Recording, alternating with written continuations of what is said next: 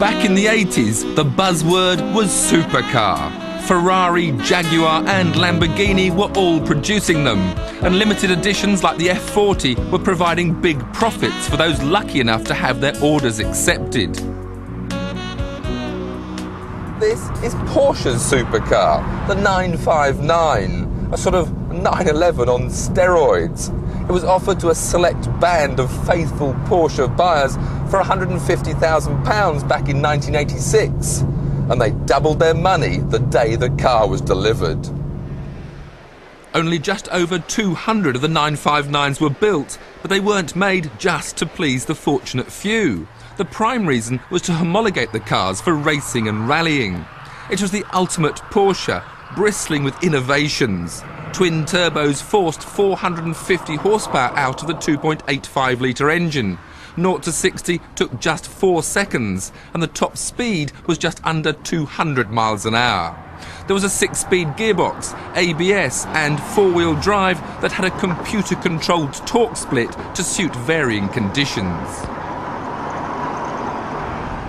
Supercar meant super fast, and no production Porsche could get anywhere near the 959. But now, the new 911 Turbo does just that. For the first time, it's 4-wheel drive.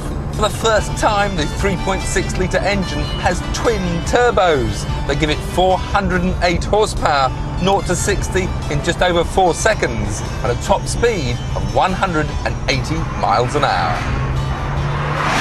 As with the 959, there's a 6-speed gearbox and ABS, while the 911 has something the 959 hasn't, ABD, traction control. The 4-wheel drive torque split is now controlled by viscous differentials, but otherwise there is little to choose between the cars in terms of performance. In fact, while the 959 just wins the 0 to 60 and top speed contests, this new turbo has 8% more torque, making it a much more drivable car in everyday conditions.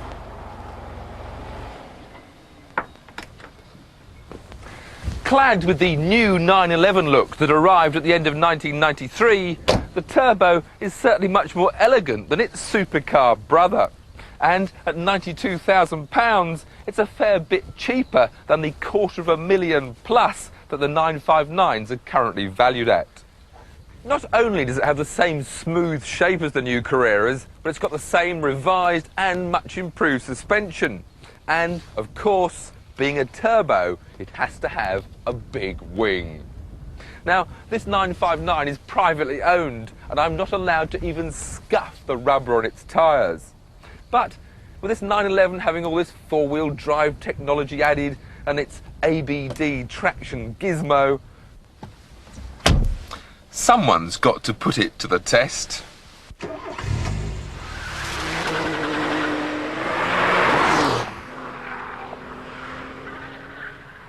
Whoa!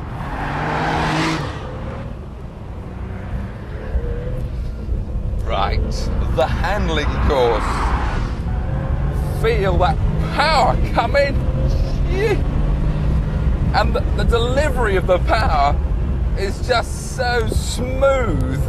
There is no real sudden burst of boost, and that really is what is so impressive about this latest 911 twin turbo. Now, handling is so sure-footed over this crest, second gear, rev limiter third, back to second, but there's never any sudden change of understeer to oversteer.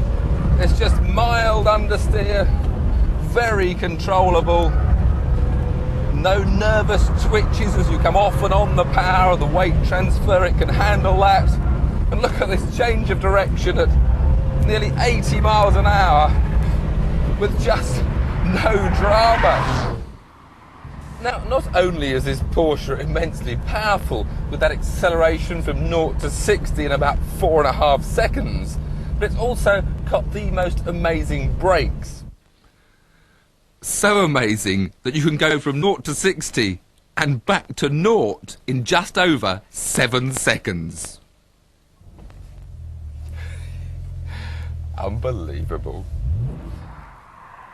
Spoilt with the luxury of the Millbrook Proving Grounds one-way road system and no speed limits, I could have thrashed around all day long, revelling in those amazing brakes, the poised, well-balanced handling, and the never-ending acceleration. The cornering ability is phenomenal. It's just grip, grip, grip. Even in everyday normal life, the turbo provides driver satisfaction. Although you have to be prepared to feel every bump in the road through those ultra-low profile tyres. When you want to overtake, you can do it quickly and therefore safely. No lag, no sudden whoosh of power, just instant acceleration. That's all part of a package that makes the 911 Turbo one of the most impressive production cars on the road today. True, the dashboard is the same as it's been for nearly 30 years, and it's still got Volkswagen pedals, but then it wouldn't be a 911 without them. To be honest, I'd hate to have £100,000 to spend on a car, because then I'd have to choose between this turbo and Ferrari's gorgeous 355. This Porsche probably is the better car for everyday use, and there is some room in the back for the kids. So the final choice would probably depend on whether you wanted to be practical or passionate.